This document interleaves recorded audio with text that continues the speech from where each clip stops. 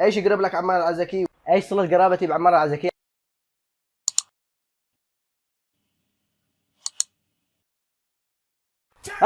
السلام عليكم، انا مهنا مريسي من قناة المقرون. اليوم ان شاء الله بهذا الفيديو برد على كل الاسئلة. من يوم فتحت قناة المقرون وبدأت تشتهر في ناس كثير يسألوني اسئلة، واكثر الاسئلة متشابهة. وان شاء الله بالايام الجاية بشتري الاضاءة حق التصوير وبصور فيديوهات كثيرة، تحديات ومقالب وكل شيء. امين خالد المريسي، ايش قصة المقرون وكيف لما عجبك الاسم؟ تقريبا هذا السؤال اكثر سؤال يسأله لي الناس. باختصار المقرون بلهجة بلادنا تعني المجنون، عشان كذا عجبني الاسم لانه مميز وجديد باليوتيوب، وما فيش اي قناة اسمها المقرون الا قناتي. جمال اليماني، ما هي اجمل محافظة باليمن بالنسبة لليمنيين والتي تسمع بان اهلها وسكانها لا توجد عندهم العنصرية الا القليل؟ الحديدة.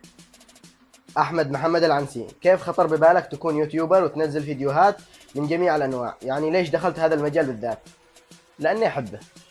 محمد الصليحي، هل أنت مرتاح بوضعك حاليا بالمملكة أو أنك ناوي بلد آخر لمواصلة مشوارك؟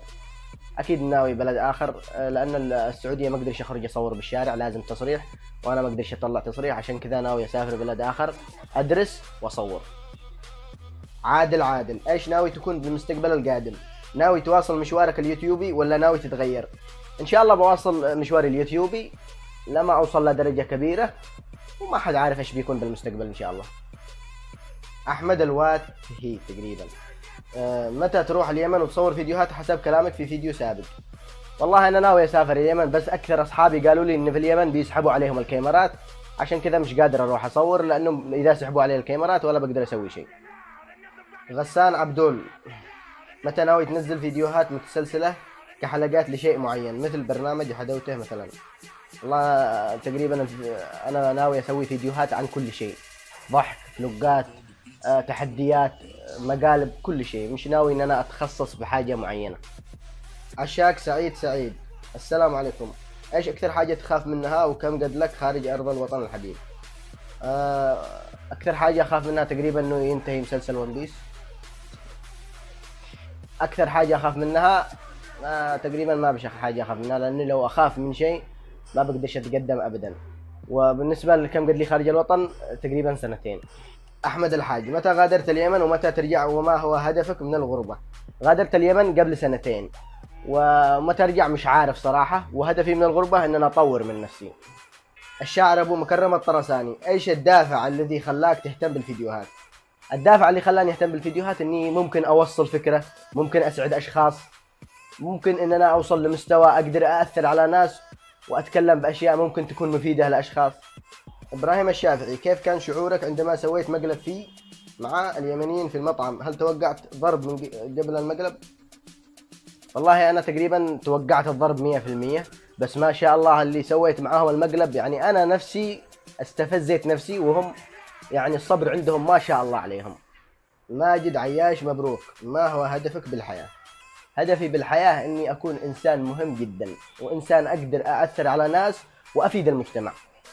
عصام الحياني، في مقلب في مطعم يمني والمقلب كان مستفز جدا، مثلا لو كان هجم عليك صاحب المطعم في لحظة وضربك ضرب عنيف، ما ردت فعلك؟ بقول له مقلب واستاهل، لانه انا اللي فعلت فيها المقلب، ايش يعني بسوي فيه مقلب واضربه؟ ما ينفعش. احمد عبد العظيم، هي ايه فكرتك عن المصري بشكل عام؟ فكرتي بشكل عام عن المصريين زي فكرتي عن اليمنيين، شعب طيب، شعب عانى، شعب كافح، وفيهم الطيب وفيهم السيء، إن كان من اليمن أو مصر أو أي بلاد في الدنيا فيها الطيب وفيها السيء. صاروخ الرياشية، ما رأيك في كتابات ومواضيع المبدع الشاعر محمود المريسي؟ محمود أخي من أفضل الناس اللي تعلمت منهم الإملاء، أكثر من الأساتذة اللي درست عندهم. وبالنسبة للمواضيع والكتابات تقريبا أنا من معجبيه، وأنا من أكثر الناس اللي يشجعون إن شاء الله. راكان السلاط، ما هو كان هدفك في الحياة وهل حققته أم لا؟ هدفي في الحياة ان انا اصبح انسان مؤثر في المجتمع ومفيد للمجتمع، وان شاء الله اني في طريقي لتحقيقه.